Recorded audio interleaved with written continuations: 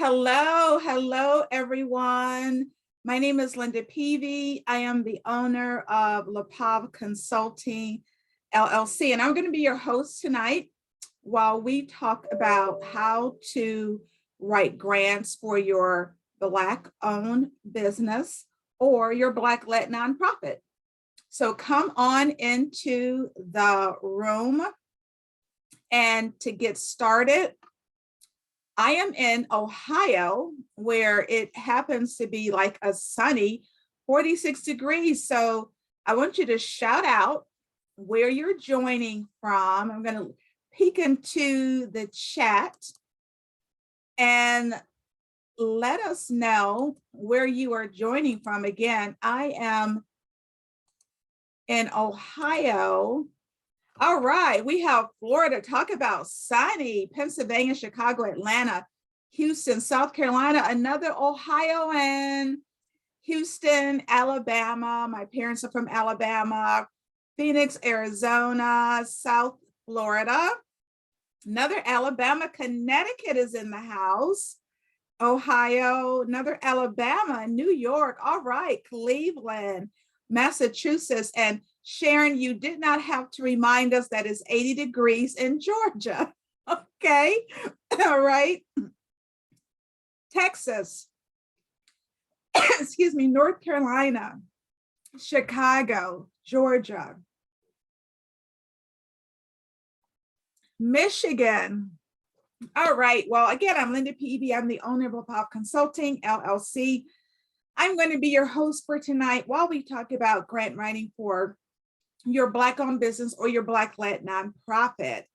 And we are going to get started right away, because those of you who know me know that this is going to be a no fluff zone for the next hour or so, where I'm going to be giving you the tea and even the teapot, where I'm going to be giving you information that will truly help your organization move forward.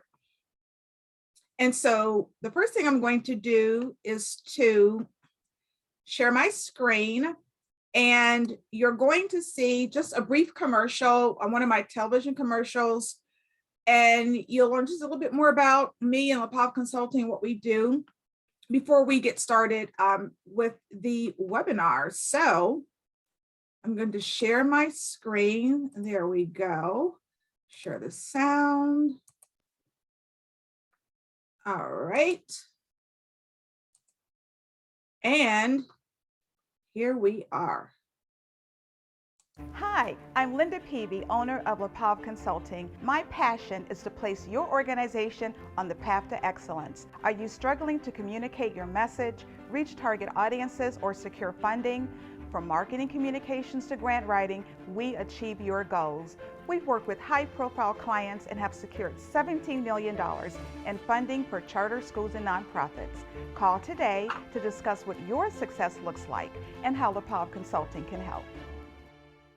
All right, so that was my TV commercial. And again, I am Linda Peavy, founder of LaPav Consulting. I want to make sure you're in the right place. This is grant writing for Black-owned businesses and Black-led nonprofits.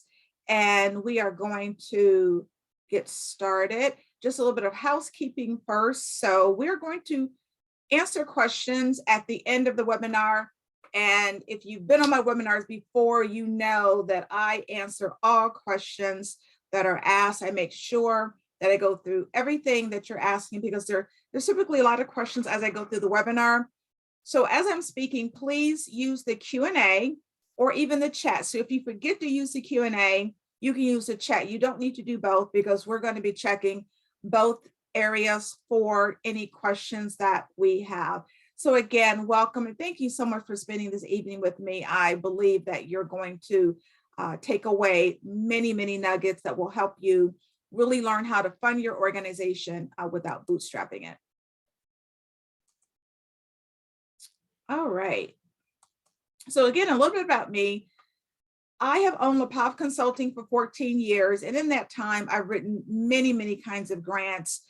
I've been involved in grants management, analysis, proposal development, fund development. The grants I've written have ranged anywhere from education to salaries to programming to jobs development. And yes, I have not only written, I have secured. There is a difference between writing and securing money.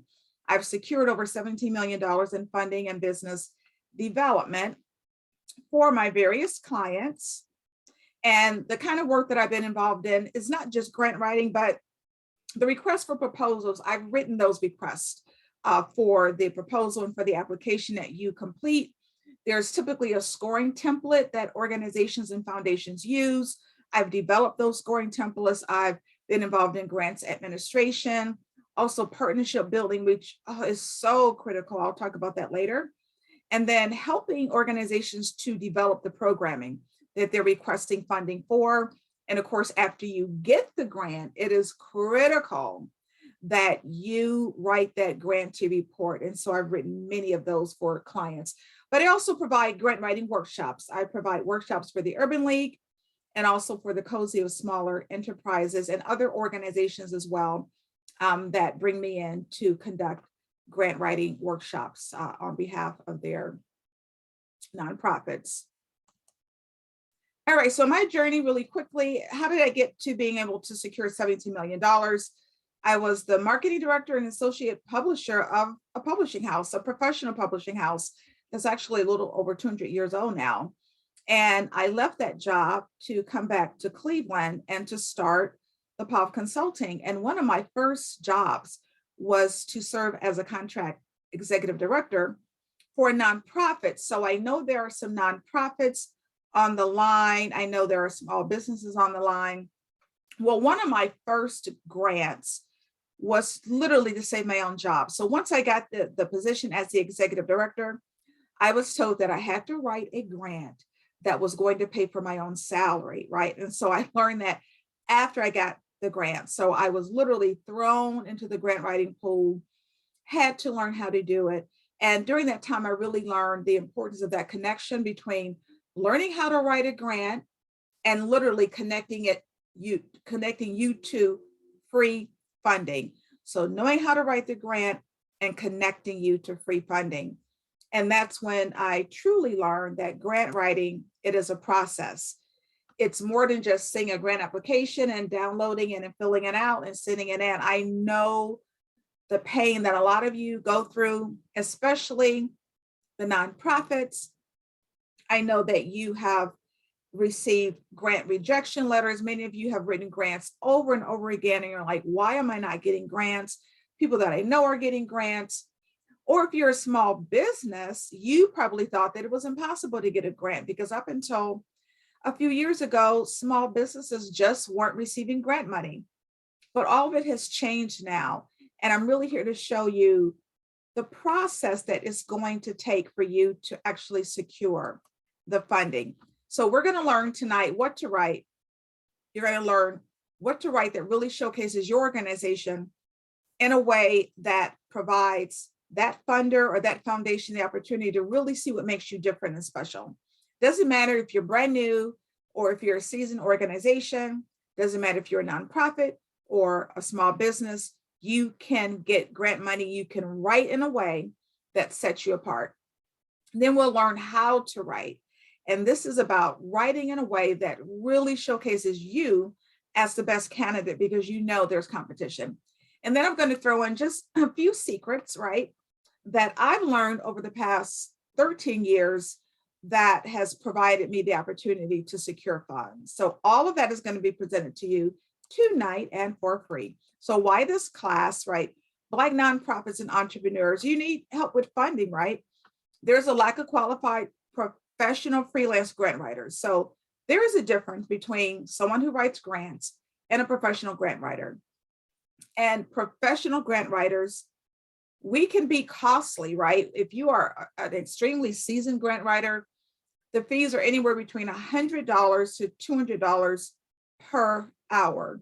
And so this can be costly, and it's completely impossible for me to help everyone that I want to help. So that's one of the reasons why I provide these free courses, so that literally you can put the future of your organization literally in your own hands by learning how to secure this bag. And so why this class?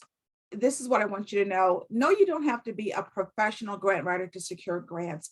You simply have to know the process of what to write, how to write it, and then what do you do to make sure that your application is getting noticed, right, amongst a sea of others.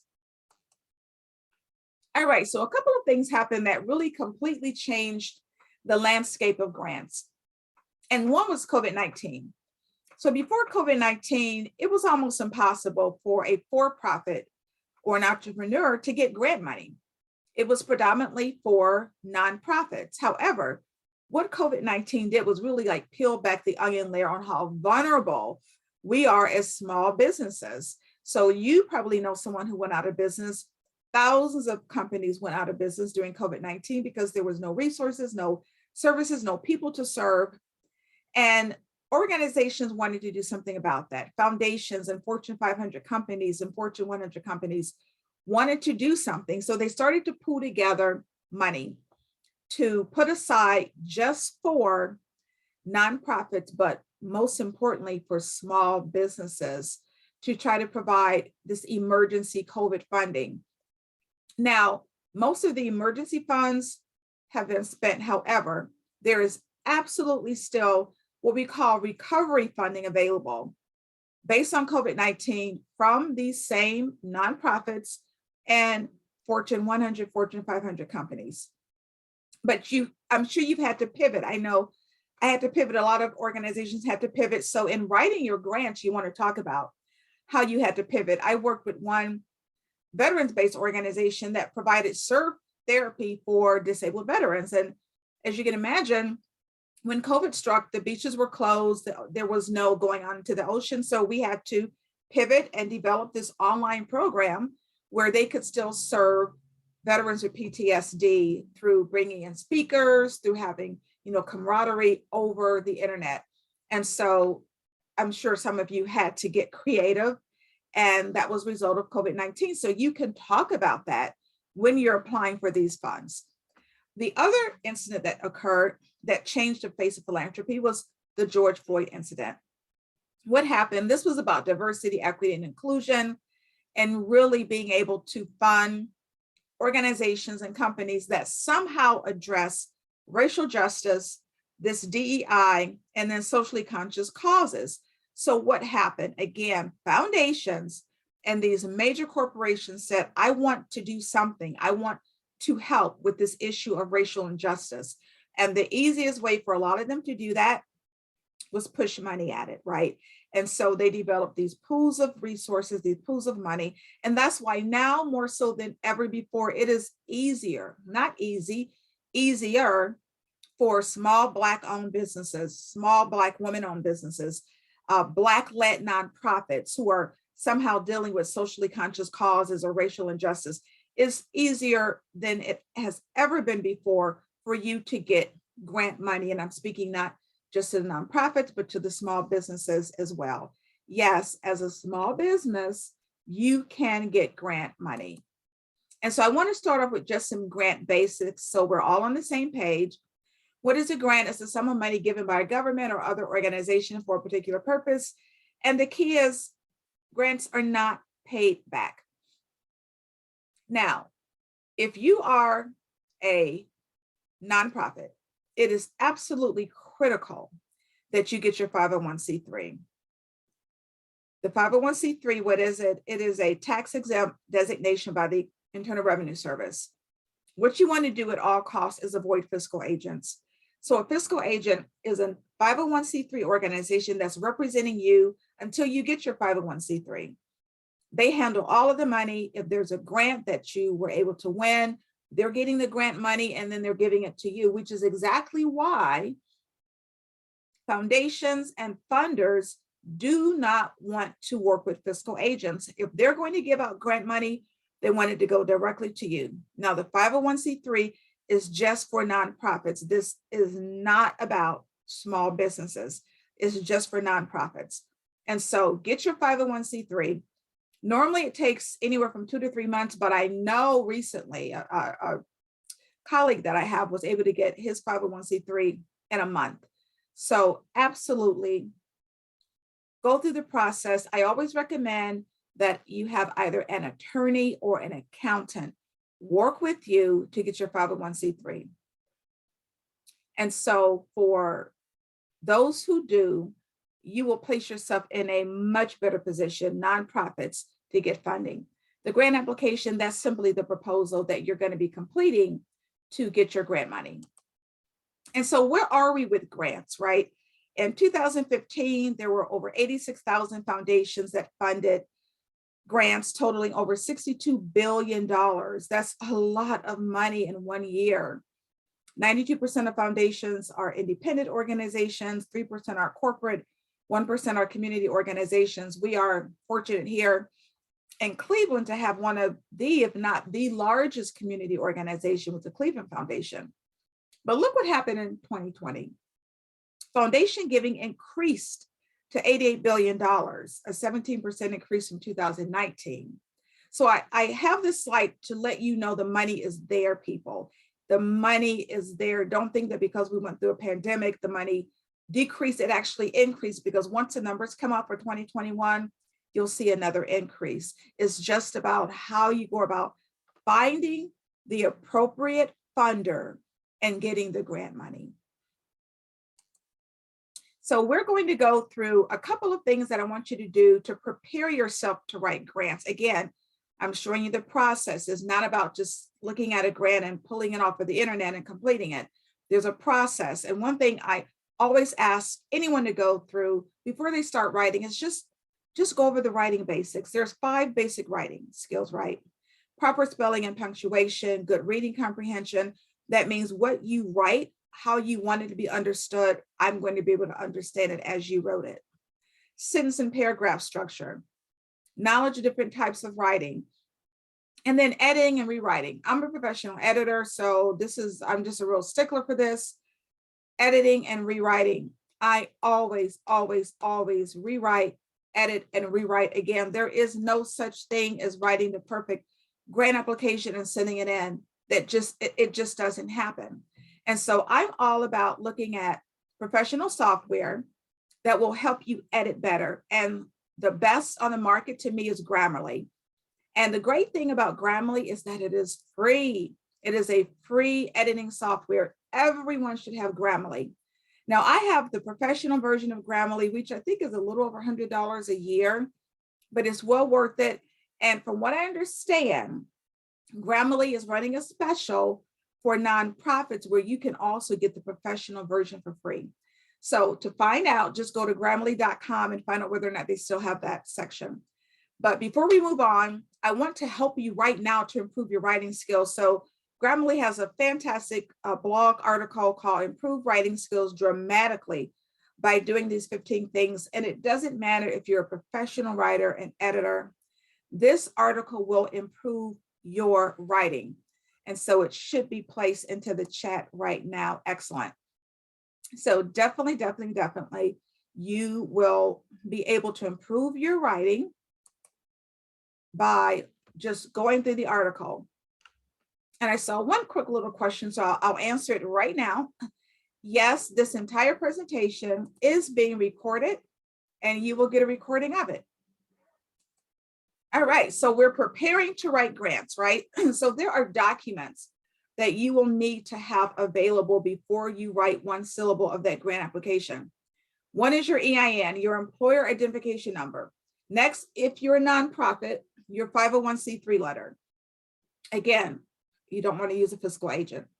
Next is your certificate of incorporation, your bylaws, your state certification, which says you're in good standing to even do business in your state. And I always share the story of a young lady that came on my webinar literally about 2 months ago. And she was like, oh my gosh, this is so correct. She was applying for a grant and there was just stiff competition. There were many people who applied. And later on, she found out that she was the only one that got the grant because she was the only one that was able to provide her state certificate, indicating that she was in good standing with her state to do business. So once we're done with the webinar, your homework is to go to your Secretary of State's website to make sure, put in your name to make sure that you are legally able to do business within your state, because that becomes critical. And there are grants that will ask for that certification.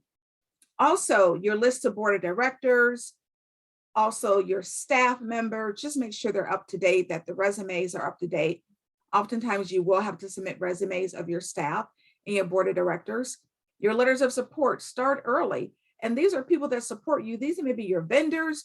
Even if you haven't started, let's say you're a new startup, you should still have letters of support of people who know you from maybe your prior job, and they know that this is a great venture that you're embarking on. And then your audited financial statement, that really becomes critical a little bit older your organization is, but it depends on the requirements of the grant as to whether or not they're needed. Now, only a CPA can provide audited financial statements.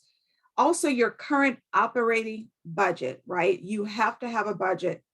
Even if you have not started, you have to know what my expenses are going to be so that you know how much grant money to ask for. You don't want to just pull these numbers out of the blue. So create a current operating budget, even if you're new. And then a list of other funding sources. So that means other organizations that have funded you. For example, it could even be in-kind donations. So anytime you've gotten into any type of support from other organizations, include that into your grant application, because that's going to show them that, yes, there are other organizations that support your cause. Oh, too quick. All right, now we're going to get into the actual grant components. So these are the components that you're going to see on a typical grant application. Your summary abstract, your mission vision, history, leadership, description of your organization, your statement of need or your target market, your description of your program, project, or service, right? If you're a small business. Community partnerships, your outputs, outcomes, and impact. And that's really how do you go about proving that you are providing services and that you're able to measure how well and how successful you're doing. Your program, project, staff, of course. Now this leadership pertains to your board of directors. So be sure, definitely Q&A, make sure you're putting the questions into either the chat or the Q&A, because I will definitely get to them at the end. Your budget, excuse me, sustainability, which is really interesting. We'll talk about that a little bit later. All right, now we've gone through the components. So we're going to go through each one specifically. The first one, and this is the first section of the grant application that you will see, is the summary abstract. What you need to know is that you have to write it last. Even though it appears first, write it last, because what you're doing is taking the most compelling components of your grant application and you're putting it into the summary, because this is why now. Why is it a great time for you to get the grant money and use it? You're going to include, excuse me, statistics and what we call the ask, which simply is the amount of grant money that you're seeking. It includes the most important components of every section of the grant application. And that's why you're going to write it last. Don't be tricked. Don't be fooled. You will see it first, but always write it last. The mission vision statement, that's pretty clear. Your mission, what are you doing now? What are your aims? What are your goals? Now the vision, some of you do or don't have, but you should have a vision statement because most grant applications will ask for it. What is a vision? It's what you would like to have happen in the future. So if you're able to achieve your mission statement, what does that look like? That's your vision. You always want to align it to the funder, right? You want to make sure that your vision and your mission aligns with what the funder is thinking and what is listed on the funder's website or on the grant application. There has to be a match, right? You have to be on the same page. You have to have in mind similar mission, similar vision, or some type of alignment there. So this is where researching the history of your funder is going to be critical, because again, this is about finding the perfect funder for your organization. So for example, I was working with a veterans organization and we were doing some research trying to find, again, perfect funders.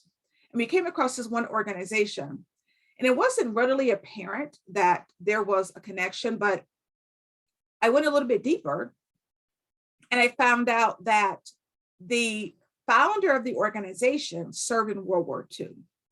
So that was a connection. And so that's what we wrote about in the grant application, because I was servicing a veterans-based organization. All right, the history. I get this question probably almost more so than any other, especially for new organizations that want to know, how do I write my history if I'm brand new? Or if I'm just thinking about starting a company or a nonprofit, because the history is going to be on the grant application. So this is what you do. Every organization has a history. It doesn't matter whether or not you're a startup. It doesn't matter if you're new, you have a history. What was the impetus for you starting this organization or ministry or service or company? So go back and think about, what were the activities? What were you doing that made you want to start a nonprofit or your own business? That's part of the history.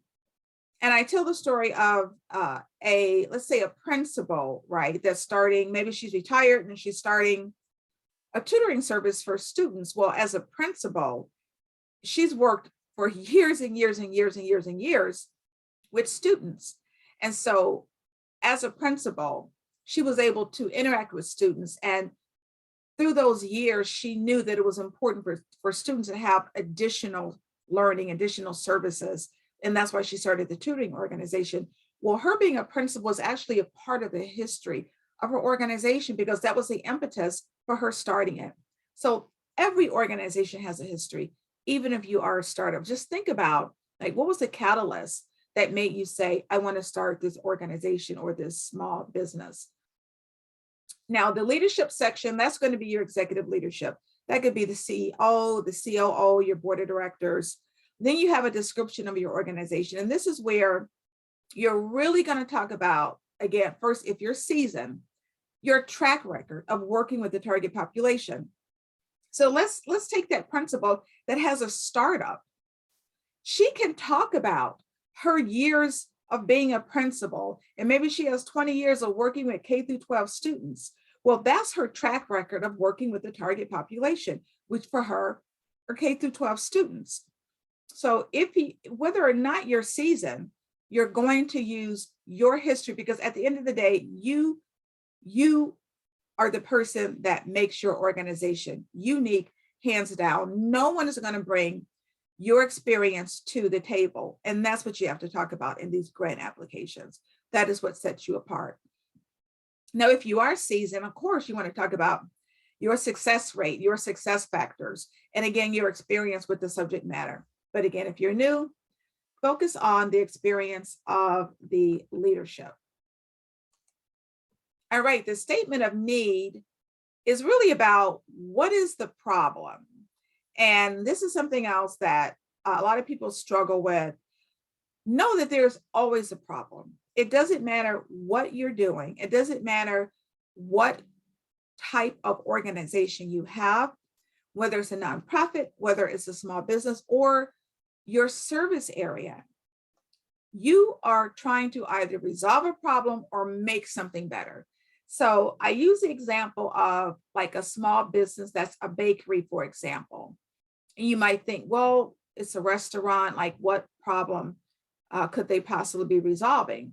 Well, let's say she wants to locate her bakery in a downtown area. Well, maybe that downtown area doesn't have another bakery within a mile. And maybe the business people that work downtown don't have a great bakery as a catering option. So the problem that she's resolving is that she's allowing the business people within that downtown area to have access to this great bakery within a 1 mile radius. So that's what she's resolving. She's resolving that issue of there not being a great bakery to service business people in the downtown area. So no matter what you're doing, whether you're a small business or a nonprofit, think about how you're trying to resolve an issue or improve upon it or make it better than anyone else is doing. Now you have to connect whatever that problem is with the funder's areas of interest. Every foundation or funder has an area that they want to fund. And you have to make sure that your particular organization is aligning with that funder's areas of interest. So again, that bakery could be a woman-owned organization, right? So maybe the organization, maybe the funder or the foundation, maybe they're interested in funding women-owned businesses, right? Or maybe they are wanting to fund people who are somehow in the hospitality industry or in the restaurant industry. There has to be some type of connection there between your organization and your funders. And this is where too many people get tripped up because they look at these grant opportunities that are available. They're saying, oh my gosh, the Gates Foundation, they're giving away money, and the Ford Foundation, they're giving away money. I need to apply, when they haven't really looked at the areas of interest that those organizations are funding. Because if yours is veteran-based and they're funding K through 12 education, no matter how many times you apply, you're not going to get the grant because the areas of interest don't match up.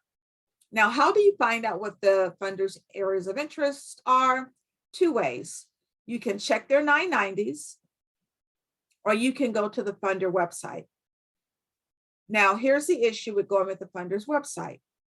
If they have a website, that's fantastic. But I always tell people that 90% of foundations, and I will repeat this, 90% of foundations do not have a website. They do not have a website. So that's where the 990s become critical. What is a 990? That is the tax document for nonprofits and organizations. So that's the tax document. And on that tax document, at the very end of the 990, unless you're a company like Coca-Cola or Ford and you're just massive, you're a conglomerate, there's almost always a list of organizations that they have funded. So it's critical to get that 990. How do you get the 990? Well, this is part of the tea that I'm giving tonight. You go to www.open990.org, which should be placed into the chat for you.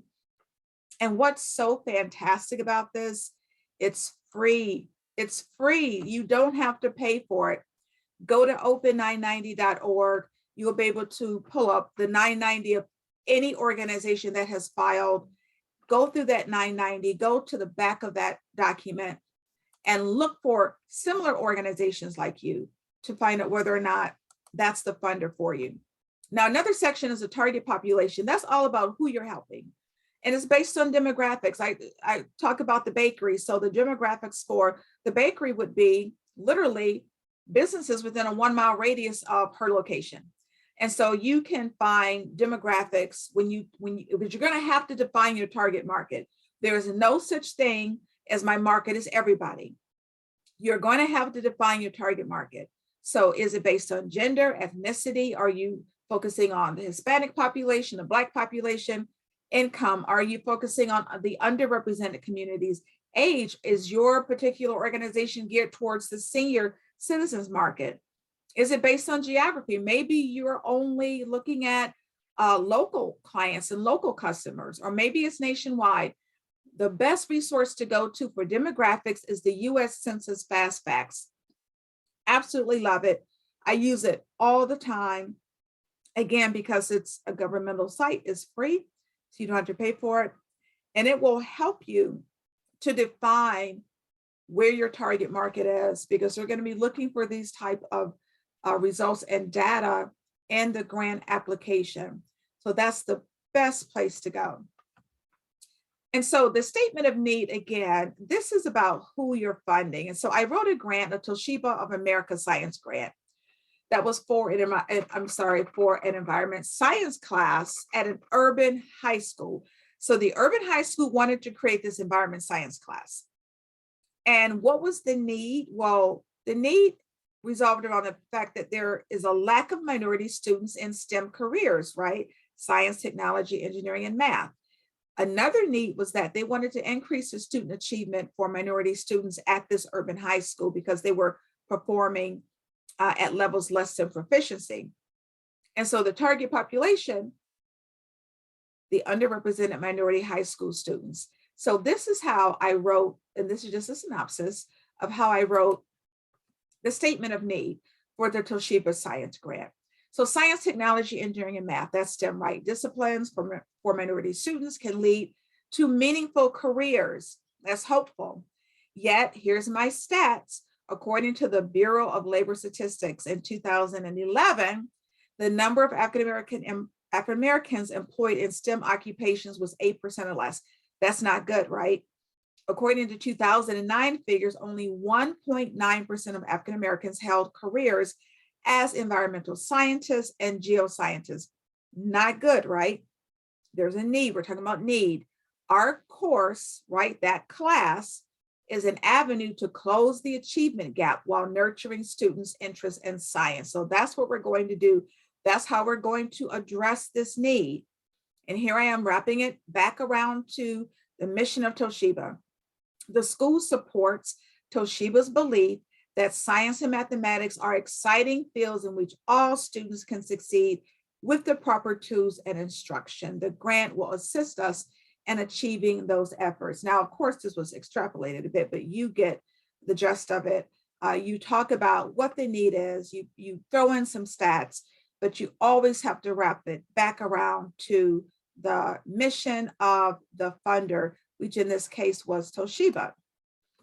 So another section that isn't necessarily on the grant, but you need it in order to write a great grant, and that's storytelling. Because grant writing really is all about telling your story, and you need to tell your story better than anyone else. So what do? You start with a message, like, who is my audience? What is the message that I want to share with them about your organization? And I call it mining your own experience, because again, what events in your life make you believe in the idea that you're trying to share? It could be whatever the nonprofit is or whatever your small business is.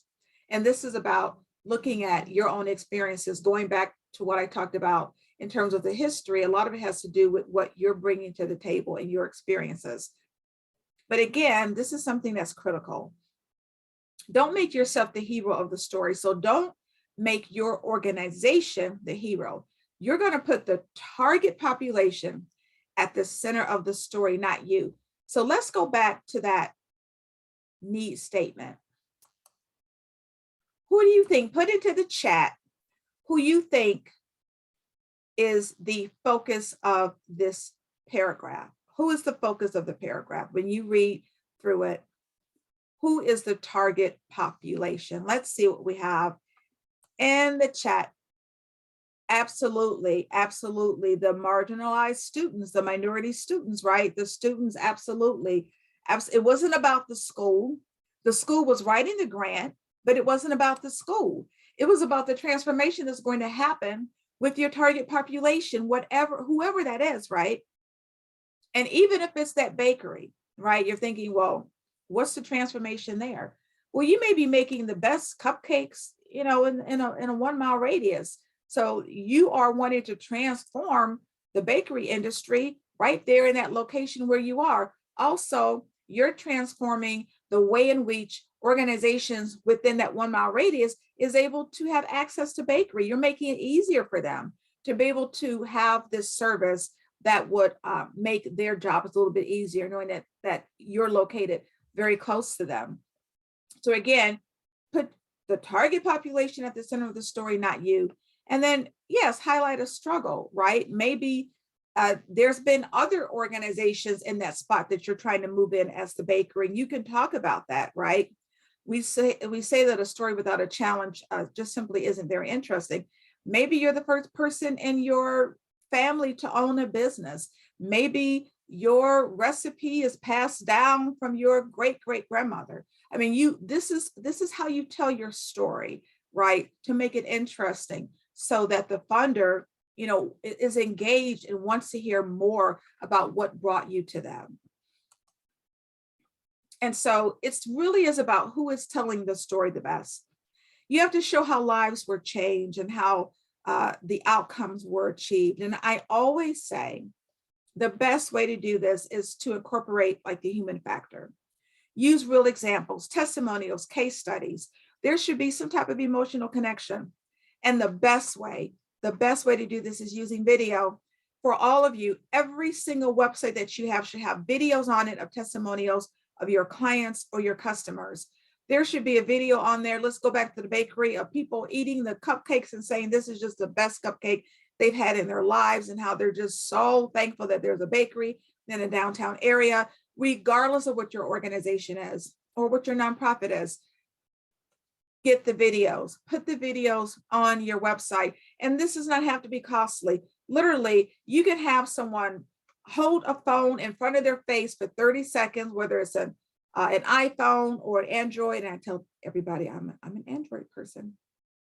Put that phone in front of their face, and for 30 seconds, a minute, have them talk about how fantastic you are and how they've been changed by whatever your service is or whatever organization it is that you are providing that creates this transformation. It's so easy to do. It's just one of the best ways. And I have been to many different program director meetings for foundations where I bring my client in, and we can talk all day about the benefits of the organization and how it's transforming lives, but nothing affects that program director, that foundation, once they see that video of people talking and sharing about the changes that you were able to make into their lives. So you must include video as a part of you sharing your story. All right, next. So again, before you even write the grant, you have a decision to make. You have to decide, am I asking for operating money or program project money? So in operating money, you decide where to apply the grant money. You can apply it wherever you want. IT, salaries, rent, a building, marketing. With program project grants, it's very specific to a particular program project or service, right? So for the small businesses, let's go back to the bakery. Maybe her service is she wants to start a delivery service, like right within her restaurant, where she's now delivering those cupcakes to companies, right? So it doesn't matter if you're a nonprofit or a small business. It's a program project or whatever service it is that you provide. So you have to decide, am I asking for operating or program project money? Keep in mind, though, that only 32% of foundations provide operating support. Why? Because they really do want more control over how you spend the money. So think about what area of your organization do you have the greatest need in? Do a needs assessment. Do you need staff? Do you need infrastructure? Do you need technology? Do you need a building? Are you just starting, so you need that infrastructure, right? Or maybe you're up and running and you want to focus on your program. Really take a look at where do you have needs? And in order to do that, you'll need that operations budget, which I talked about earlier, because you have to know how much you're asking for. And so in this section of the description of the program project, this is pretty simple. How and why has your program been successful? If you are seasoned, if you're new, why will it be successful, right? Why you and why is it going to work? You want to include all of the details of whatever the activities are. Again, if it's a new method, maybe let's say you're starting a program at a school and you want to use project-based learning for grades K through 6. Well, you need to do research to make sure that project-based learning is going to work to increase the reading and math proficiency of your students in grades K and 6. So that becomes important. But at the end of the day, talk about how you are resolving an issue or the problem. Also, the timeline needs to be realistic. If your program is going to take 6 months to complete, don't say 3 months. Don't shortchange yourself. Be realistic about that timeline. And now let's really focus on community partnerships, because it is one of the most important components of the grant application. You all should have some type of partnerships that you're working with. And what does this mean? A lot of small businesses tend to think, well, I don't have a partner because I'm not giving up a percentage of my company. That's not what a community partnership is about. It could be a third-party vendor, right? As I always say in Ohio, if you are a program that's providing services for, K through 12 kids, and they're after school, you have to feed them. You have to provide food or snack or dinner. And so communities here, organizations here work with the Cleveland Food Bank to bring in that free food. So they become a partner. So it could be a vendor. It could be some other organization that's going to provide some type of benefit to your organization. Maybe they could provide speakers to your organization. Maybe they could provide those who would come in and tutor. And so with that Toshiba of America grant, we work with the Cleveland Metro Parks, which is, this fantastic Metro Park system, one of the best in the country. And we worked it out with Metro Parks so that the students would have part of the environmental science classes at the school campus and part on the campus of Metro Parks, where they could go out, they could take these macroinvertebrate samples that they could then go back into their classrooms and test. So it was a fantastic partnership, one of the first times that Metro Parks had partnered with an urban school, but it carried a lot of weight. And it's one of the reasons why we won the grant, because Toshiba was able to see, wow, you're partnering with Cleveland Metro Parks. So especially if you're a new organization, you want to seek a seasoned organization to partner with. So we were also working on a music grant for third graders to be taught violin. And we were going to work with the Cleveland Orchestra, which is like arguably one of the best orchestras in the world. And part of their staff were going to come in and tutor these third graders in violin. So the community partnerships are critical. The grant application is going to ask about it. Now, what does that look like? Where can you go? Well, the Urban League is a great resource for finding community partners, or they could become a community partner. Universities, HBCUs, civic organizations, Greek organizations, 100 Black Men of America, the YWCA, the YMCA, the Boys and Girls Club, Ohio Minority Supplier Development Council is here, but in other states you have something similar. Minority Business Assistance Centers. These are organizations that are just great to help you find partners. Ohio Small Business Development Center, again, here that's housed within the Urban League, but in other states, it's going to be maybe housed within the Urban League or standalone organizations. And I just did like a quick search on the internet to find all of these organizations that are actually provided by the U.S. Department of Health and Human Services Office of Minority Health. So if your small owned business or your nonprofit is anywhere in the area of health and human services, this is a great list for you. And this was just a quick internet search. So for example, the National Cognizant Center on Black Age. So if you are somehow serving a senior population, this would be a great organization for you to connect with. So this was just, based on one simple search. So another piece of the grant application is really being able to showcase your results. And how do you do that? Outputs, outcomes, and impacts. And so the outputs, basically, that's the immediate results of your organization. So that's what's going to happen if you complete your organization. The outcomes, those are the changes, activities as a result of the program. And then your impact is on into the future. So as a result of your outputs and outcomes, this is what is going to happen. So brief example, there is a program that literally trains prisoners on pre-release workforce development, even before they're released from jail, that prepares them for a program that they can enter in after they are released. So what is the output? What happens as a result of the program? They've trained 100 prisoners to receive this pre-release workforce development training on the program 6 months before they are released from jail. So the outcome is that now that they've been trained, they can then go through this workforce development program that is provided within 3 months of their release, because they were able to complete the pre-release program. Now, what happens as a result of these prisoners, or now ex-prisoners, going through this workforce development program after their release? Well, the impact is that you want to reduce the recidivism rate, which is the rate at which prisoners go back to jail, by 25% within 1 year of the release. So keep in mind, this is what you're putting in the grant application, because this is what you hope to have happen, right? So you are predicting that these are what your outputs, outcomes, and impact is going to look like. Now, some of you may know about SMART goals. yes, you need SMART goals on the application. You can't just put down some broad goal of what you want to do. So for example, here, goal, I want to reduce the poverty rate in Cleveland. Well, that's just too broad of a goal. So that's a no-no. How do you change that into a SMART goal?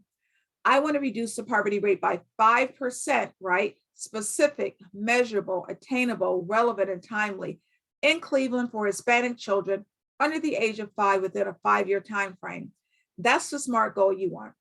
It was specific, right? Poverty rate by 5%, measurable in Cleveland for Hispanic children. It's attainable. You have a 5-year time frame. It's relevant. It's timely. So you're going to be using figures and data and stats and numerical indicators. The best way in order to do this, to prove that your program or your service is successful, is using surveys. That's one of the best ways, whether you have a nonprofit or that bakery. Have surveys of your customers or your clients or those who are serving. I like SurveyMonkey. I know Google has a really quick survey document that's available. It's just one of the best ways to gather this data to prove that your organization is being successful. Now, moving on, these are other components of the grant application.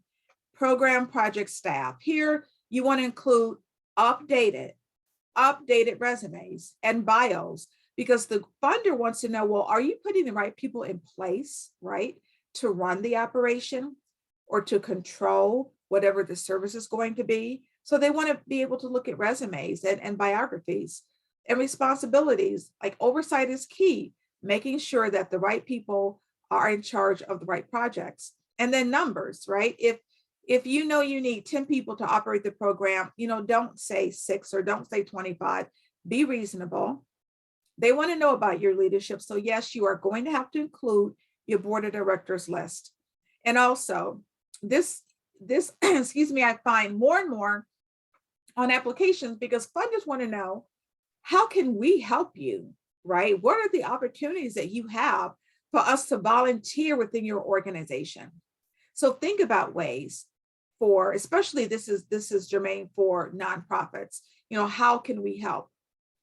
Or even if you're a small business, how could you use a volunteer, right, to be able to help with your service? Now, the budget component. What you need to know about the budget is that you have to show itemized expenses for every budget area. Don't just say, I want money for salaries. You have to be specific. What are you paying for? Is it the executive director, staff, program personnel? And are those costs reasonable? I mean, we know the cost of living in Ohio is different than it is in California. So be reasonable with the cost and mindful. And you can use reliable sources for estimates, even if that source is Amazon. And you can also attach vendor quotes just based on what you need. I've worked with many schools where literally they go to Amazon to get pricing for their curriculum. The budget narrative is simply how you're using the funding. And I always connect that money back to the goal of the program. So if I say I need money for an executive director, I'm going to talk about how that executive director is going to help be able to make that program successful so that they see that the money is well spent. Sustainability, this gets really interesting, right? Now, grants are not inevitable, nor are they forever. So you may have a grant for 1 year, but that doesn't mean you're going to have the grant for the next year or the next 5 years. So the sustainability question that's on grant applications is asking you, well, what happens in the year after the grant money is used up? Let's say the grant money is gone. Like, how are you going to continue with the program, right? Because there's no guarantee that you're going to get the same amount of money the next year. So what do? You have to be able to write alternative fund development methods right into the application. Now, this becomes a little bit easier for profits and for entrepreneurs, because typically you have a revenue generating service like the bakery. They sell cupcakes or other baked items. But what about that nonprofit? So let's say you're getting a $5,000 grant in 2022, but the program is still going to take place in 2023. But you may not get the grant. So in the chat, tell me some ways in which you think a school could still make money in the year following the period of time that the grant is no longer available. How do you think they could write in these alternative fund development methods into the application? Let's see what you have to say. So it's a high school. Exactly. Right. Fundraisers, right. Exactly. So what are some of the other things, right? How can they make donors? Yes. Community plays. Excellent. They could have a play. They could have a neighborhood play where they're charging for tickets, right? School events, right? They could have maybe a talent show, a car wash, absolutely, right? Any event where admission is charged, absolutely. That is it precisely. And so you have to write sport stadium vending, absolutely, that's perfect. So you have to write into this application ways in which you're going to be able to sustain that program the year after the funding ends.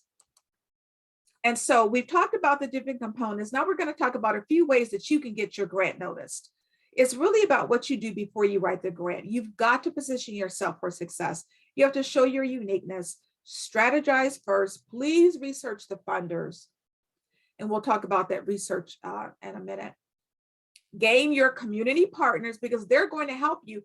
I mean, you never know, maybe one of those community partner members knows someone who sits on the board of the foundation that you're trying to get money from. You would be surprised how often that happens. And that's why it's so important to gain as many partners as you can, because they're going to really be there to support you in any way that they can. And that could mean maybe talking to the foundation on your behalf if they know someone there, especially if they are a well-known organization. Relationship building is absolutely a must. You have to meet with the funder, if at all possible. Set up a meeting with the foundation. And I say this to people all the time. I was in a meeting with foundation leaders and program directors, and one of the program directors said, you know, if I have these applications in front of me and no one from a particular nonprofit has called me or emailed me or tried to communicate or tried to set up a meeting, more than likely it's going in the garbage. Now, that doesn't happen all the time. They don't throw away applications all the time, and it depends on the funder. And there are some foundations and funders, they don't want to meet you. They will tell you just complete the application, send it in. This is the process, but you have to do due diligence, right? It's your responsibility to try to make that connection and to try to build that relationship with the funder. And it could be through emails. It could be through, again, trying to look at the 990 to see who is there. When you do your grant search, it's going to give you a list of personnel, right? So try to set up that meeting so that you can introduce yourself to the funder. So again, getting notice is about having the right documentation. We talked about this earlier. If you're a nonprofit, the 501c3, your certificate of incorporation, your list of board of directors, any research models that you're using, your letters of support, please start early. If you have it, your audited financial statement, your operating budget, and also that list of other funding sources, because that becomes important. And now, if you can, the memorandum of understanding. So that's simply a document that talks about, it outlines the services that your partner is going to provide to you. So let's go back to that example when we were working with the Cleveland Metro Parks. So they gave us a memorandum of understanding, an MOU, that indicated, yes, the students are going to be on the Rocky River Reservation taking macroinvertebrate samples. They're going to utilize our classrooms. We're going to be doing experiments partially on the campus of Metro Parks. So it outlined what it looked like. So if you can get that MOU from your partner, that would be awesome and in your favor. All right, also keep in mind before you write, what are you asking for? Is it operating support or is it program project support? Keep in mind, only 32% of foundations fund operating support. These are some do's and don'ts. And whatever you do, please stay until the end because I have a surprise for you. Do create a strategy. Please research the funder. who and what have they funded, right? You need to know that. Link the need to the use of funds. If I'm asking for $30,000 in computers, talk about how those computers are going to move your organization forward. Think like the funder, because at the end of the day, they have limited resources. There's only so much money they have to give, right? And they're going to look at who they think will be able to utilize those resources most effectively. Do consider time management. Grants are deadline driven. Oh my goodness. If a federal grant says that the deadline is 4:59 p.m., trust and believe that at 4:59 p.m., that portal is going to close and all of your hard work will be for naught. Also, when you are going through the grant application, address each question. I have read some beautiful applications, beautiful answers, and they were to the wrong question. I always reread my question at least 3 times so that I understand what it is that they're asking. So make sure that as you're answering the question, you're talking about how you're going to affect change. And also, please seek an external review, preferably by someone who has some type of mastery of the English language, because no one wants to read an application that is hard to understand or is full of grammatical errors. So some don'ts, again, don't use cookie cutter answers based on a template. It's great to have a template, but no, every grant is different. Every grant is different. You can use components of a template, but make sure you're answering that question. And also, please don't ask for too much money when you are approaching a funder for the first time. So my goal is to ask for, if it's the first time that we're approaching a funder, anywhere between $5,000 to maybe $20,000 the first time. Now, this is only if there is no set amount of money involved. So most of the time, you know what you're asking for. It's a grant that's $20,000 or $50,000.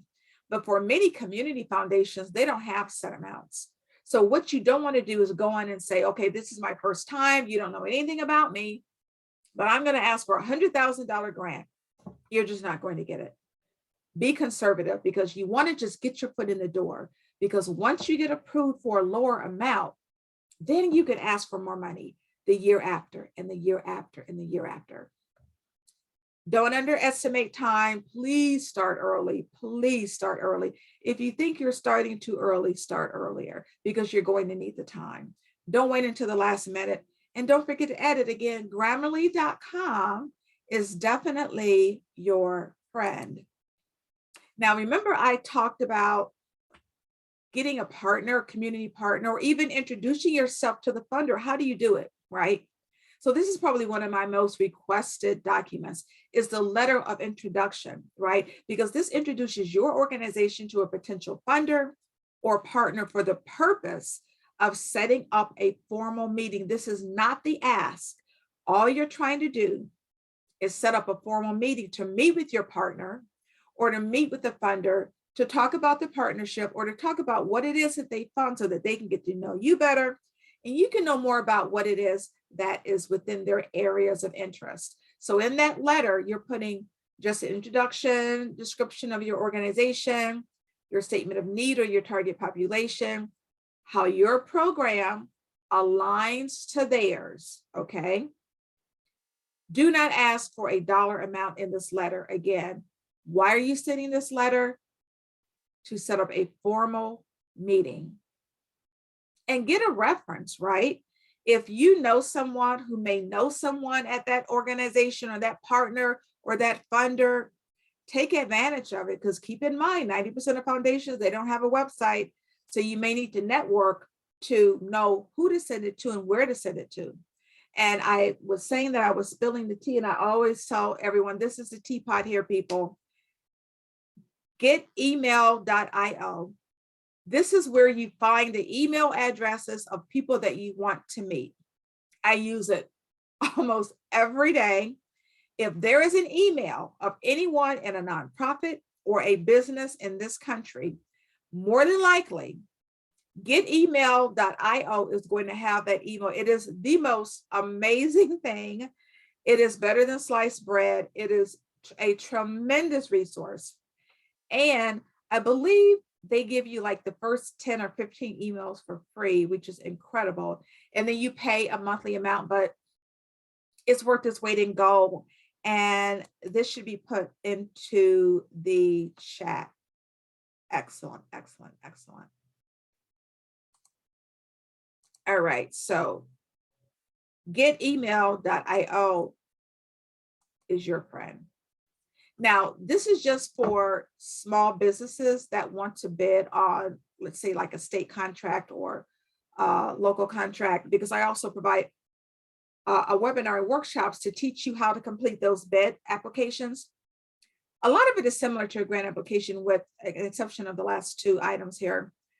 The description is really going to be the scope of work for the specific area that you're providing a service. And the one thing I want to mention, and I hear this a lot, people want to try to get the bid by underbidding, by putting in what they think is like a really low amount of money. You don't want to do that. You never underbid drastically, because the contractor has an idea of how much the particular project should cost. So if they know it should be about $1 million to put up a building, and you put in a bid for like $10,000 or $100,000 or even $500,000, they're going to know that you don't have capacity to do the work. And it's going to be a red flag. So put in a bid based on your experience, the resources that you have, so that it can be seriously considered. Now, grant research, this is how you find your grants. This is how you find your grantors. This is how you find your perfect funder. You have to choose the method that you're going to use to search for your funders, right? The Foundation Directory Online is the leading source of information on grants in the United States. It is the largest portal. If you only have to choose one, get this one. It's only about $50 a month. Spend the $50 and just do research like crazy and get as many funders as possible, where you're going to get a report of their names, and then you start doing the research. So it is a portal. So let's say you are a small business that works with the elderly in Ohio. You can specifically put into the database, I want to see what organizations provide funding for small businesses that work with the elderly. And you do the search, and up pops a list of organizations that you can then start investigating. So that's the Foundation Directory Online. Instrumental is more expensive. It's about $170 a month, but it's far more in-depth. Grants.gov, you probably heard of them. They're the largest source of federal grants, only federal grants in the country, with over 900 grant programs and about 26 agencies. Now, if you are a faith-based organization or religious organization, the Lilly Foundation is the largest funder of religious organizations, because I know I have some churches online with me. If you are an educational organization or provide some type of service or program for education in the area of education, grantgopher.com. Grantwatch.com, I love grantwatch.com because it's probably one of the easiest search portals to use, and they have a lot of really great last minute grants. You could use all or one or either of these. UrbanAwarenessUSA.org.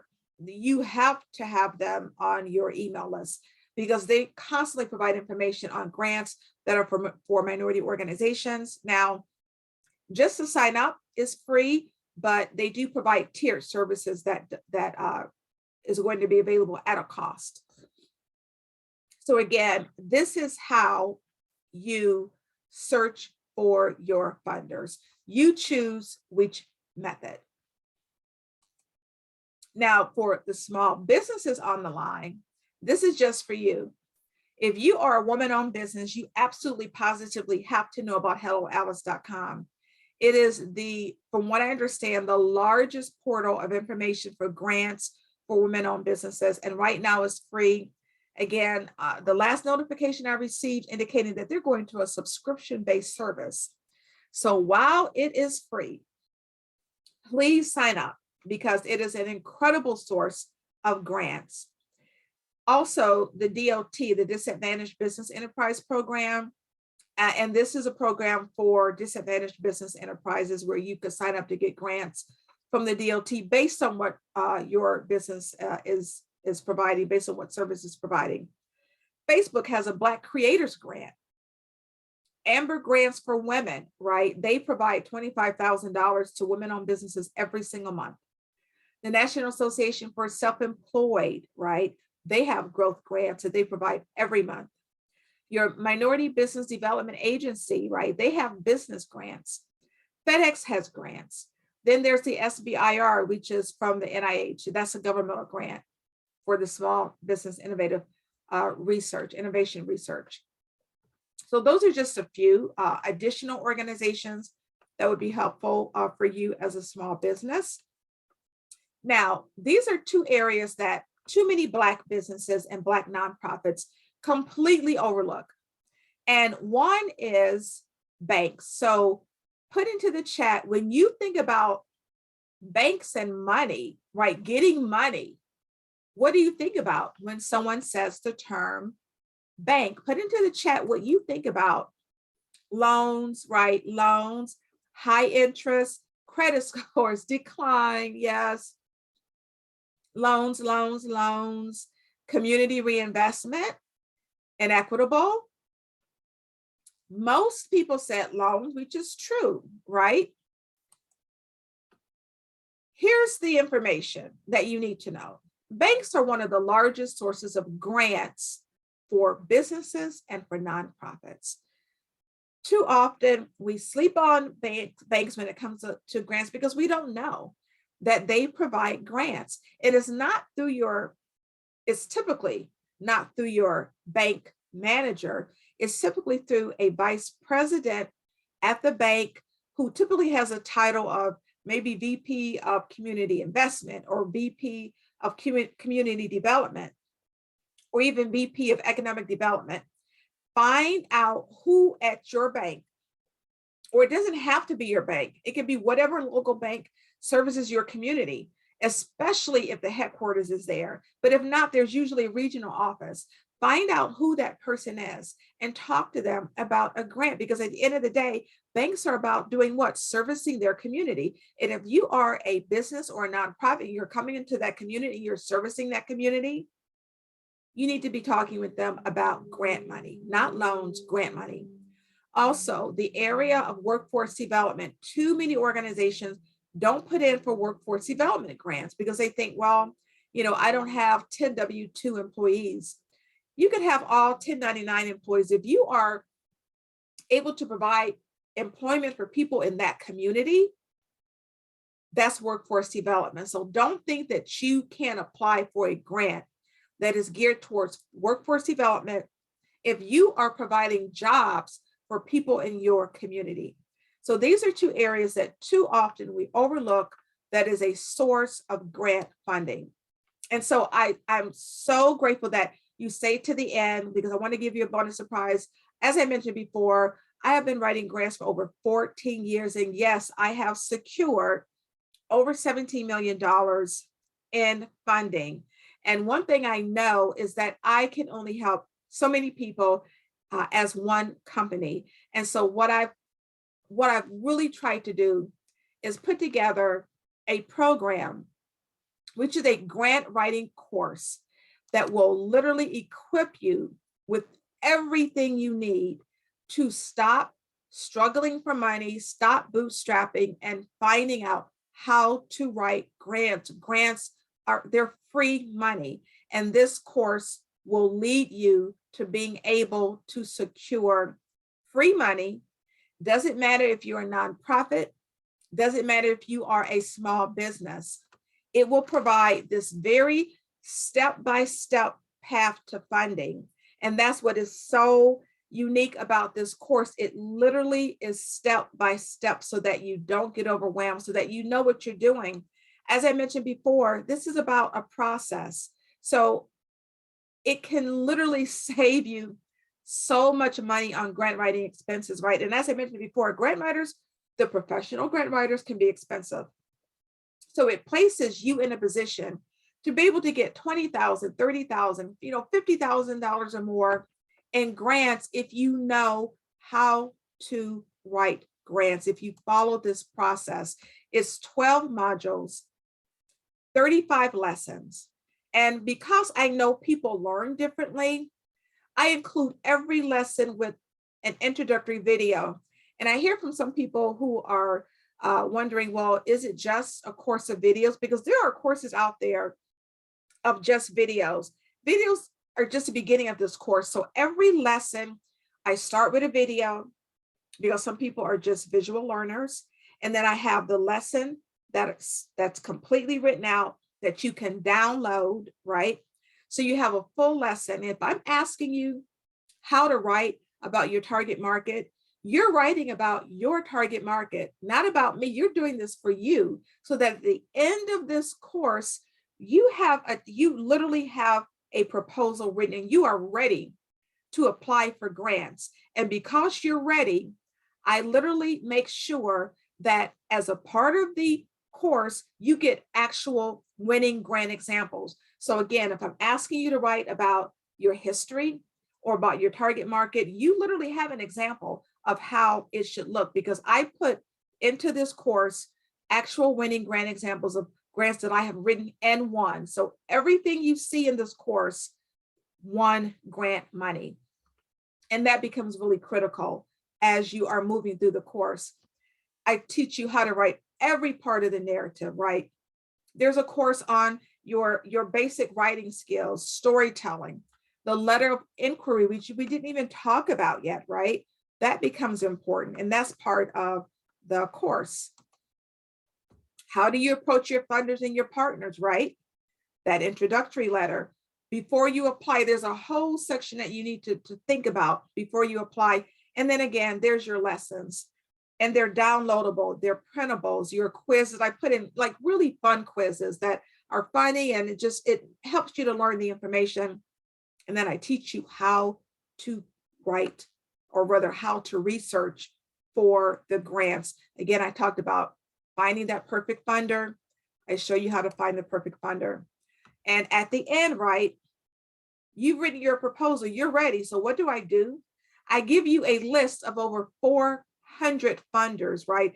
And most of the main categories, from small business to nonprofit, education, veterans, I mean, you name it, there's literally a list of 400 funders. And because this is really a community, I give you a private Facebook group, and it is fantastic. People come into the group. Let's say you're writing your grant and you're not sure about how a particular portion sounds. Students will come into the group and ask other students, how does this look to you? Can you review this? Because I have professional grant writers that are part of the course and that they are in the Facebook group as well, because it's a community. There's no reason why you have to do this by yourself. And I also provide literally free group coaching. So if you're stuck, if you have questions, you come to the coaching session. We just had one last night that was awesome. And there were questions asked and people were helped. And also I do give like extra information into the coaching sessions. And so the 12 modules and the 35 lessons with videos is $3,549. The introductory videos is worth $599. Again, if you ask me for the list of 400 funders, that's $499. And the planners, I give you planners, right? I give you grant planners so that once you start the grant writing process, you can track exactly who you've sent a grant application to, what is the process, what do you have to do next? And then I have goal planners as well. So you have a workbook of every single lesson. And don't go anywhere, because this is the best part, right? The course is valued at $4,997, but the regular price of the course is $997. For the month of April, I have slashed the price in half because April is my birthday month. So it's $497 for one payment. And people ask me, is it $497 a month? No, it's $497 one payment. However, because you joined me today on this webinar, I'm giving one coupon code that will last for 3 days only for $300 off the $497 price. So just for the next 3 days, the course is $197, one payment. It expires in 3 days, April 15th, right? That's the absolute last day that you'll be able to use the code, but why not get it now so that it's done and you can start. This is a self-paced course, and that's something that makes it really different than some of the university courses where you sit in a room and you're learning for a day and then that's it. You have this information forever. It's self-paced. As soon as you buy the course, you start immediately, right? There is no waiting. You can get started writing grants and getting money. Think about what could you do with a $20,000 grant? What could you do with a $50,000 grant, a $100,000 grant? And so the coupon code is APR 300 off. And I want to make sure that's being put into, yep, that's put into the chat. So $197. I do not want people to be upset with me, right? When they come online April 16th and the course is back to $497. And then after April, it's going back to $997. So this is your opportunity to get this amazing course for $197. It's for everything. So this is what you get. You get the 12 module course, the 30 videos, the planners, the schedules, the workbook, the letter of inquiry, writing every part of the application. And you get absolutely access to the Facebook group and the free group coaching sessions, because at the end of the day, I want you to be successful. So this is truly for the culture. It's only $197 for the next 3 days. You have your code. April 15th is the deadline. The next coaching session, I can barely say, I think that's April 18th, but that will be the next coaching session. So everyone who buys the course, you'll get a link to the next coaching session so that you don't miss it. And then you come into the Facebook group and you start writing. You literally start securing money for your organization. And this becomes really important for nonprofits, especially because you want to make sure that you get your revenues to $50,000, because that way you can complete a regular 990 form. And so that becomes important because many funders want you to be able to file a regular 990. So you really need to get that income if you're a new nonprofit to $50,000. And why not be able to accomplish it through grants? And so these are just a couple of the testimonials.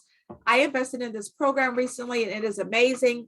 Linda Peavy is a master grant writing guru. Thank you, Kim. I'm so glad I signed up for the course. It is straightforward and very easy to understand and chock full of information. Thank you for this, Linda. That was Carla. I would like to thank you for this page in the course. The course was easy to understand, and it is listen to and understand. I've already signed up for notifications from Hello Alice. I mean, people are receiving grants because of this course. Ms. Peavy, what a great idea to become a grant service provider. So Linda decided that she wanted to become a professional grant writer. So she took the course. So not only is she providing a service to her community, but she's able to make money with the skills that she learned. That is how in-depth the course is. But again, it's step by step. You provide plenty of support. Even throughout the course itself, there are discussion starters where you can ask questions and I go in and answer those questions in the course. I also pop into the Facebook group a lot to help out and to answer any questions while I'm there. But it's just a community. Again, why do this alone? You have support. I'm going to go back because I'm having another webinar. My next webinar is how to write grants for women-owned businesses, where we're just going to be laser focused on women-owned businesses. That's Tuesday, April 26th at 7 p.m. And there is a link. Again, you're going to get a recording of this webinar, so don't worry about not having the information. And we are ready for Q&A. So I'm going to stop sharing. And we're going to go through the Q&A now. I'm going to start with the actual Q&A session here. And we are going to start, and then we're going to go to the chat. So let me make sure, I want to make sure everyone can still see me large on the screen because my screen is acting a little differently. All right, yes, okay, great. So we're going to go through the Q&A, but definitely I want you to be able to join me and your fellow small businesses and your nonprofits in this effort. I mean, this is a small amount of money that literally is helping you to secure free money. Grants are free. So yes, there will be a recording of this session. It's a storytelling section where the video falls and our grantors directed to the website or face-to-face as a part. So the storytelling is really about, yes, so when you have a video produced, you can have a video produced of your organization. As I typically suggest 2 to 3 minutes and no longer than that. That video is telling the story of your organization, hands down. It's telling the story of the organization. Let me stop for a second. When you are buying the course, please, please, please look underneath the amount that says $497. Under the amount, it will say, do you have a coupon code? Hit that link and it will ask you for the coupon code and you put in the coupon code. If for whatever reason you accidentally paid the $497, literally as soon as we finish with the webinar, you will get your $300 refunded immediately. Do not worry about it.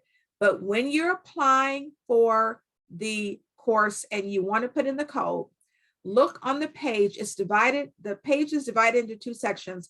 To the right, you have the amount that says $497.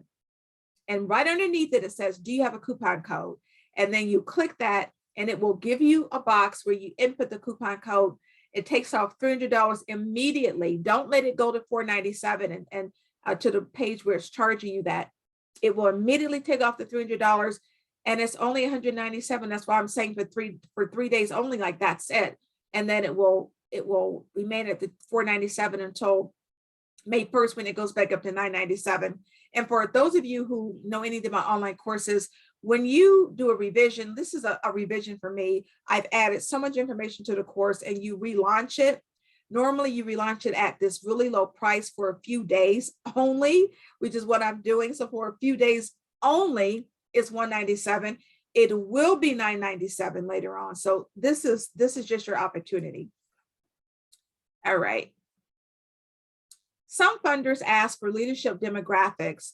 What do you do when your staffs are one demographic, even though you desire diversity, but at the time there is one group like Black or no Caucasian? So your demographics for your leadership is what it is, right? However, look at your board of directors. Your board of directors also is considered the leadership of the organization. So if your CEO and your COO, maybe they're both of the same race and you're looking for diversity, well, what about your board of directors? Do you have an advisory board, right?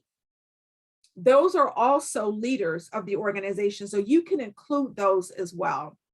What are some resources for locating for-profit minority, women, veteran-owned business grants? So I went over that in the webinar. You go to your search engine and literally you put in that you're a for-profit and you're looking for the area of minority, veteran-owned business grants. So it's all about utilizing that search engine to get to the funder that you wanted. There's all kinds of variables that you can put in, right? And putting in those variables, you can make determinations, whether or not that funder is for you. However, I would highly recommend that you go to helloalice.com because they also have so many grants for minority-owned businesses and veteran-owned businesses too. In so many of the grant applications, it will ask you, well, is this a veteran-owned nonprofit or business? But in that grant search portal, those are some of the variables that you're going to be putting in. So again, don't worry if you didn't get the discount you should have, but look for the area underneath the $497 that says, do you have a discount code? You hit that block and it will bring up an area for you to type in the code. It will take off the $300, but don't worry about it. If it didn't, at the end of the webinar, it will be taken off immediately. A question, how do you engage participants from all socioeconomic backgrounds? Example, after school programs. Question, how will you measure the success of the program? So in an after-school program, what is the purpose of the program? That's how you measure success. Is it tutoring? Is it tutoring for reading? So one measure could be the reading scores. So before the after-school program, what were the reading scores of the students that are participating in the program, as opposed to after the after-school program of tutoring? So you should be able to measure before and after, right? Let's say it's an after-school program where you're focusing on discipline, okay? So what was maybe the suspension rates, the average suspension rates of students before the program started compared to after the program? So it depends on what is the purpose of the after-school program. I own a transportation company. How do I incorporate community partners? So think about, what are your needs, right? And in your transportation company, do a needs assessment. What does your organization need? Do you need drivers to be trained? Maybe you could connect with an organization that provides training, right? So think about all of the ways in which your business function, and look at ways in which some organization from the community can come in and partner with you. So for transportation, maybe you can provide the trucks, right? But maybe you need a great logistics system. So maybe you could partner with some other organization that does fantastic logistics, right?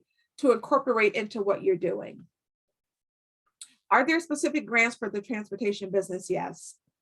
Does the course include any guidance on bidding on contracts for for-profit business? So for the bidding on contracts, no, it doesn't necessarily include guidance on how to bid on contracts. But again, your bidding is going to be based on your resources and what you're providing. Most of the other application is going to be the same, but a lot of the information that you put into a grant application, you're also going to put into your bidding contract. Just keeping in mind that you don't want to underbid. Is it harder for a Black-owned business, woman-owned business to obtain a grant? I would say no, not now, because again, there are grants that are specifically for Black-owned businesses and woman-owned businesses. As far as sustainability, how many prospects are needed to assure the funders? So I would certainly use at least two, right? At least two other possibilities. So in that school example, you could say we're going to have a musical where we're going to ask for admission. And also maybe you're going to have a car wash where you're going to be able to bring in admission. It really depends on what the difference is and how much the program is going to be. So if the program costs $20,000 a year and your grant is for $10,000. So for the next year, right, you have $10,000 covered and you got a grant for $10,000. So for the next year, you're going to be $10,000 in the hole if you don't get the grant. So think about ways in which you can create, it can be different activities, right, to come up with $10,000. So it doesn't have to be one project, it can be multiple projects. My business is providing 100% human hair. Can I get a grant for my business? I'm not sure exactly specifically what this is for. Is it for human hair that's maybe for wigs that are made for cancer patients? I would need to know more about it. It's not so much as you're providing 100% human hair, is what is it being used for? What is the purpose of your organization? Do you know how to get a grant for sports organizations? You would need to be more specific, but there are absolutely grants for sports organizations. There are grants that only provide you money for sports organizations, but there are grants that will donate the equipment for sports organizations. Whatever those organizations are, there are many organizations, Dick's Sporting Goods, Adidas, Nike, they all provide grants that donate equipment to sports organizations. What if an organization only has an executive team but no board of directors? Can the executive team be considered as a board of directors? No. So the board of directors is a very specific entity that typically is in charge of a not-for-profit. So I don't know if your organization is a not-for-profit or if it's a for-profit. but board of directors serve very specific purposes, and they are the authority for a nonprofit, right? So the decisions that are made to keep that nonprofit accountable go through the board of directors. So that's why there is no such thing, right, as someone who owns a nonprofit. A nonprofit cannot be owned, right? The nonprofit is accountable to the board of directors. So that's information that a lot of people get wrong. There's no such thing as the nonprofit being owned by the executive director. It cannot be owned. It is supposed to be an organization that adheres to a board of directors. Why do you not suggest us to get fiscal sponsors if you're currently with? Because the overwhelming majority of foundations are not going to give you grant money. If you can certainly get a fiscal sponsor. You can get a fiscal sponsor. If you're lucky enough to find a grant or a fund or a foundation that will give you grant money to your fiscal sponsor, my allergies are acting out. That's wonderful. But the overwhelming majority of organizations and nonprofits will not give grant money to a fiscal sponsor. That's why it is best for you to wait until you get your 501c3. Now, if there is some type of emergency situation and someone's just waiting to give you money, let them give it to the fiscal sponsor.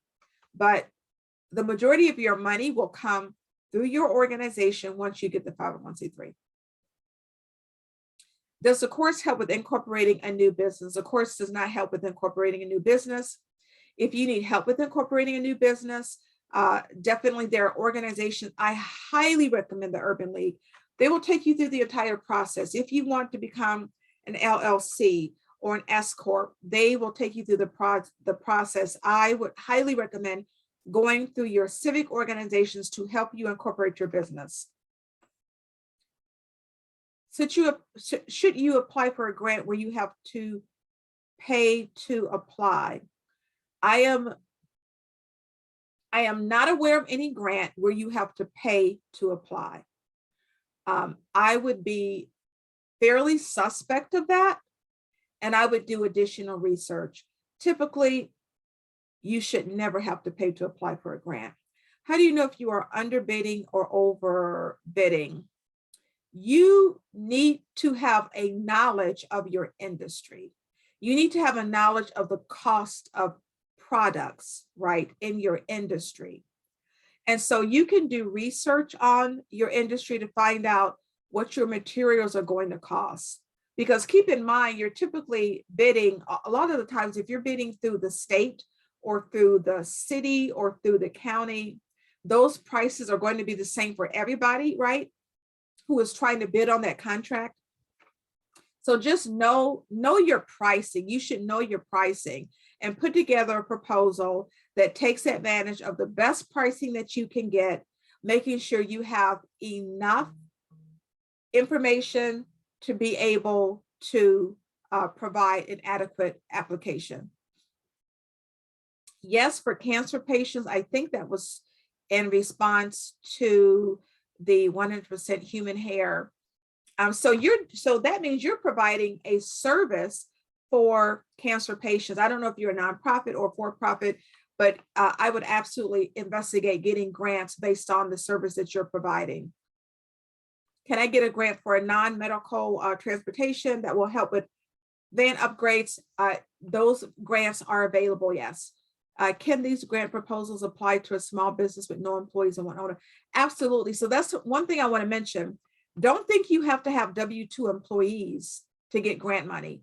Don't think you have to have employees to get grant money. There are small businesses with all volunteer staff that get grants, with all volunteer staff. So no, you don't have to be a business with W-2 employees or even 1099 contractors.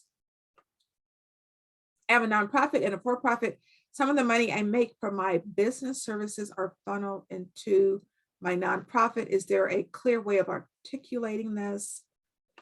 Some of the money I make from my business services are funneled into the nonprofit. So it sounds like, I mean, that could be considered a donation.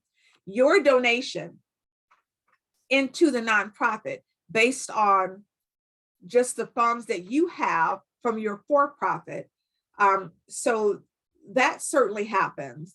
There are organizations that have a for-profit arm and then a nonprofit. And so the for-profit helps to fund the nonprofit. So that certainly happens. Who can I get to sponsor my basketball nonprofit sports organization? I would buy the course and go through the grant search engines that are available.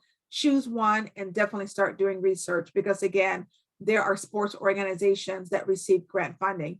My business is a children's cooking class. How wonderful. It would be a startup. Would I qualify for a grant?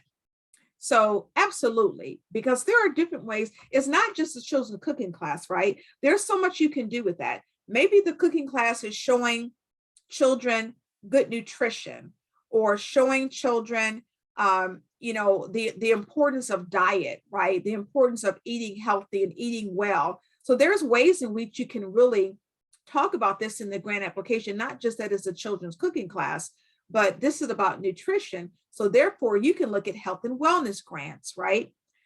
You can look at childhood development grants, right? Because again, you're teaching information about nutrition. So there's a number of ways in which you can articulate that in a grant. Did you mention that you have a course on applying, submitting bids? I don't have a course. I have taught a workshop on that process. Excuse me. So I'm going to put my assistant's email into the chat. And so please reach out to me if you have additional questions. And I may be able to help you get some additional information on the bids. So those are the questions in the Q&A. I'm going to go over to the chat to make sure I've answered all of the questions. But most importantly, I really want to see you in this course. I want you, this is an hour webinar. I want you to be able to take advantage of this step-by-step process with me helping you along the way so that you can start securing grants. You've asked a lot of different questions. These are questions that not only will get answered when you take the course, but you will be given specific direction. So if you have these questions while you're taking the course and you're asking them in those discussion starters, or you're coming into the Facebook group, or you're coming into one of the live group coaching sessions, you will get specific answers to your questions to help you through this process. And so it is a community of nonprofits and business organizations. But I want you to literally take advantage of this incredible price, because it's not going to remain much longer. Again, you have until Friday to take advantage of it. And I would just highly recommend that while it's at what we call like the introductory price of $197, it'll go back up to $497 and then $997. You're just not going to get this deal anywhere else with any other course. That I can assure you. All right, so let's see. Let me just go back to the top real quick and make sure I have answered all of the questions. On a grant application, is it acceptable to have vacant roles for volunteers to? Absolutely, absolutely. One thing I do want to say about the applications, don't ever leave a section blank. If it does not apply to you, put NA, because if it's going through a portal, excuse me, and you leave a section blank, it may kick it out of the portal. Should I apply for a grant if one of the eligibility requirements is that I have a business license in a specific city? My license is with a neighboring city. Should I still? Well, no, you just get the business license in that particular city. I mean, so that would be your goal, right? Is to get your business license in that particular city. Oh, you're welcome. I'm so glad you've gotten so much good information. Excellent, excellent. What if you are a small business and do not have a board of directors? How should you present this in the application? Talk about what you do have. So maybe you have an advisory board, right? So if you have an advisory board, put your advisory board. Maybe you have business coaches, right? Just be able to put and talk to leaders, right, who are helping to guide the organization forward. However, especially as a nonprofit, you absolutely should have a board of directors. All right, let me just make sure that, yes, this is a super awesome deal. I mean, literally, I know it seems like a price that's too good to be true.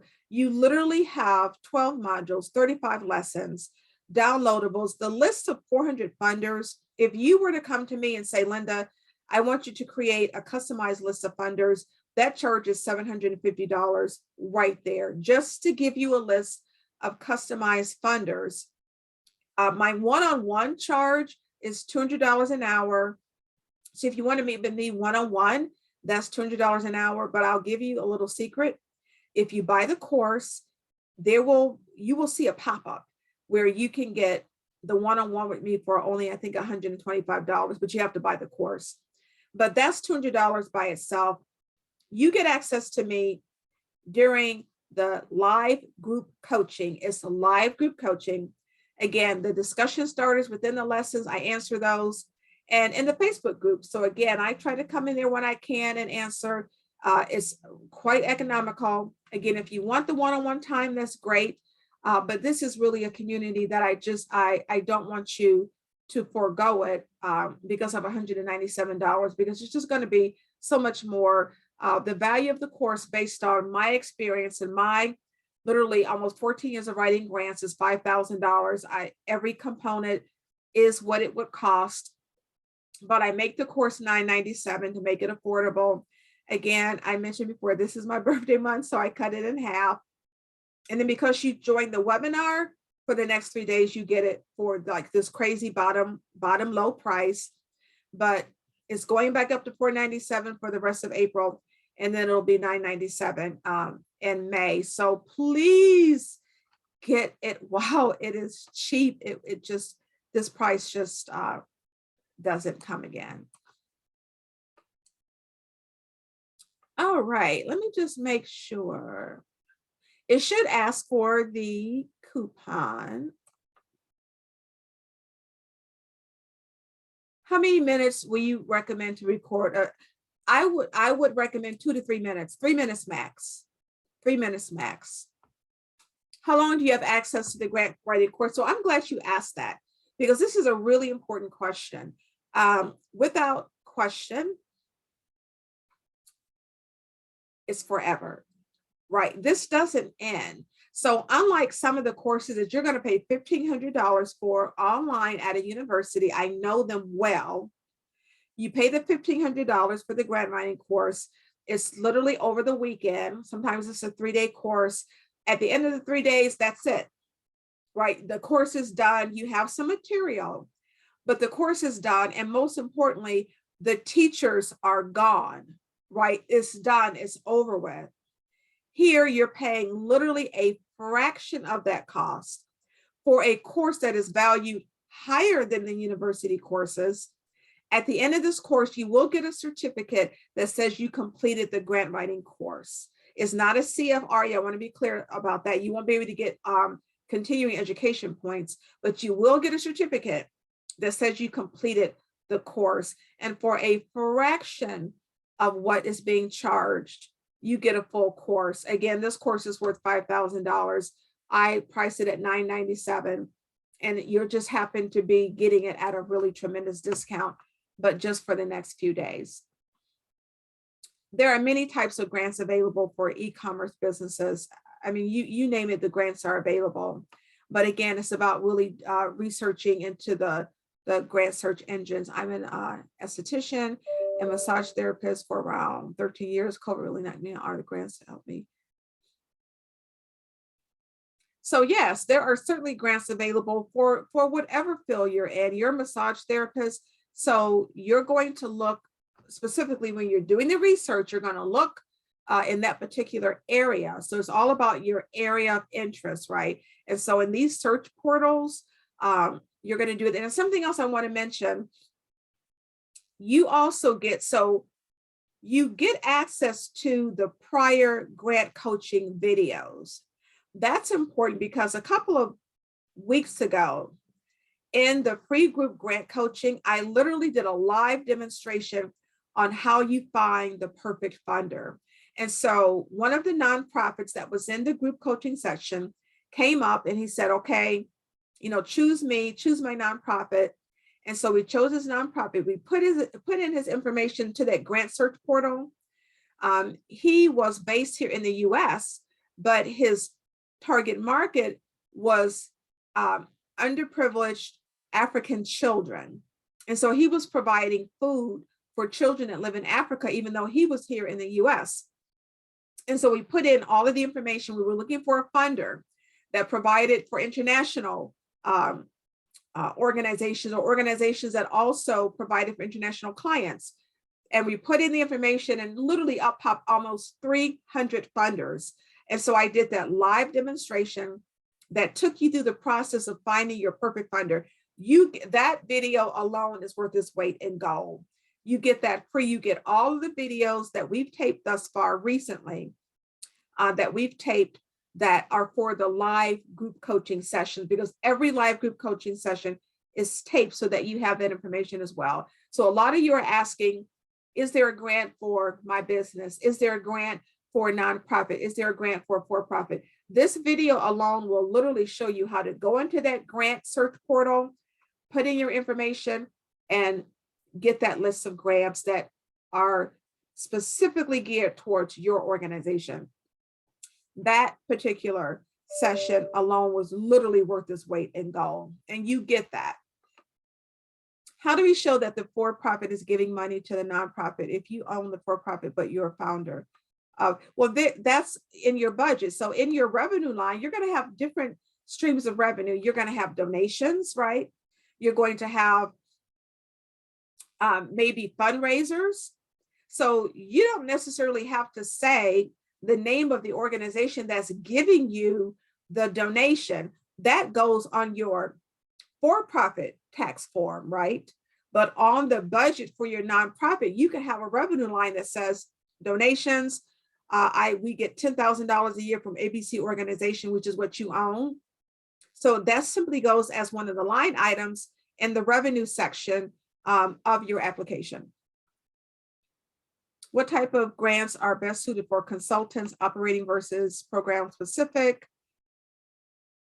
It depends. A lot of that would be, I would think, operating if you have a consulting business, but also, again, you could have a service in your consulting business where you're reaching out to a certain population and you need money. So maybe all of a sudden you've been consulting to doctors, but now you want to reach out to nurses, and it means you're going to need extra money for advertising. Maybe you need to change your program a bit. So that's another service that you're adding on. So that means that's a program, right? So then that would be a program grant that you would be asking for because you're adding on an additional service. So it doesn't have to be operating versus program. And as a small business, it doesn't have to be product-based. It can be service-based. I'm a service-based industry. I've certainly gotten grants as a small business owner. So they are available. So the recording will be emailed when it is available. So this is on Zoom and they have to download it. So more than likely you'll get the recording tomorrow. Oh, thank you, Raquel. Thank you so much. I'm glad you enjoyed it. Thank you, Natalie. Thank you. Oh, thank you, Raquel. Yes, happy birthday. It's coming up in a few days. Yes, this is a game changer. Thank you. Thank you for saying that, because I am teaching you literally in a free webinar how you are able to get money, but the course takes it to a completely different level. And literally, people, it's less than $200. I mean, I don't even know of any $500 grants, right? So if you write a $1,000 grant, you've paid for the course. And please, please, please keep in mind, this course is tax deductible. This is a business expense. It is tax deductible. The course is going to be considered a part of your educational expense. So it is tax deductible. I will say that again, with tax day right around the corner, you can write off the course. It is a business expense. So even though you're paying $197, you will get full credit for it being a business expense. Any educational spending that you have in the course of your business or your nonprofit, it is a business expense. So literally for many of you, you're writing it off. So your net pay is literally zero. So really, I mean, how can you possibly turn this down now? So yeah, so there is a webinar for women-owned businesses, and I'm going to put the registration right into the email so that you'll have it. It's grant writing for women-owned businesses, and it is coming up on, that's Tuesday, April 26th at 7 p.m. So please, if you know of any women-owned businesses who want to register, there's a lot of information I have specifically for women-owned businesses that's different than what you've learned today. So definitely, if you can at all make it, please do. Oh, thank you for purchasing the course. Trust and believe, you're not going to regret it. It's a community. What's really great is that oftentimes, even on the free group grant coaching, I encourage people to talk about your business, talk about your nonprofit. You never know who you're going to be able to network with. I'm all about networking and helping you build your nonprofit and build your business. So when you come into my free group coaching, I don't say to people, don't put in information about your organization. I want you to put in information about your organization. I want you to be able to connect with other nonprofits and other businesses out there that's a part of our community that will end up helping you. All right, I think I'm at the end and we're almost at the 2-hour point, so we are done. So thank you so much for joining me. I truly hope for you, not for me, for you, I hope to see you in the course. I hope to see you at the upcoming free group coaching session, which you'll get a link to it. It will be in May because we just had one yesterday. But again, when you buy the course, you'll get the recording from yesterday, and then the other, I think there's 3 or 4 other recordings also that I have available for you. So you will not have missed anything. You will not have missed the other free group coaching sessions. But like I said, the session that teaches you on how to find your perfect funder is worth its weight in gold. You get that free.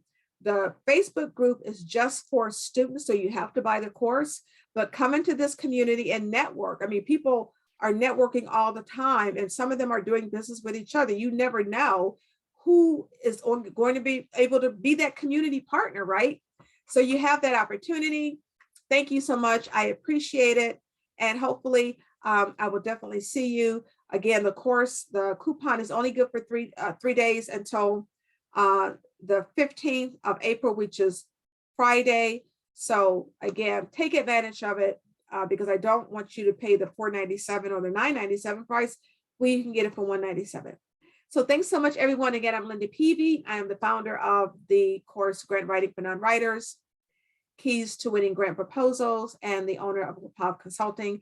I so appreciate the fact that you were able to spend this time with me tonight. I hope it was helpful to you. I hope it was fruitful, and I hope you will move forward in blessings as you bless other people as well. So thank you so much. I'm very grateful, and hopefully I will see you soon.